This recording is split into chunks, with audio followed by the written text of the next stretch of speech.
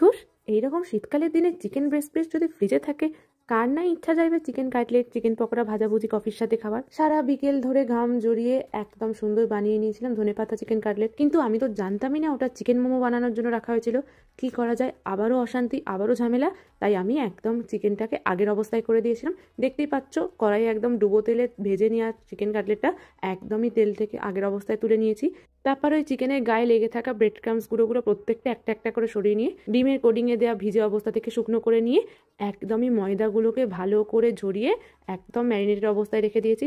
তারপরে কি, ডিমটা যে ফেটিয়েছিলাম তাতে দুধ আর নুন দিয়েছিলাম, সেটাও তুলে রেখেছি। আর ডিমটাকেও ভালো করে ফেটিয়ে নিয়ে একদম আগের অবস্থায় করে দিয়েছি।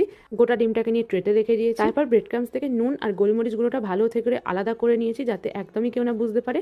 আর তেমনই ময়দা থেকে লঙ্কা গুঁড়ো, নুন আর গোলমরিচটাও একদমই আলাদা করে নিয়েছি। ময়দাটাকে তার নিজের জায়গায় রেখে 2 ঘন্টা ম্যারিনেট করা চিকেনটা থেকে ডিম, নুন, সোয়া সস, আদা, রসুন, কাঁচা লঙ্কা, ধনেপাতা বাটাটা আলাদা করে নিয়ে মাংসটাকে ফ্রিজে ঢুকিয়ে দিয়েছি। কেউ জানতে পারলো না। কেমন লাগলো আইডিয়াটা জানিও।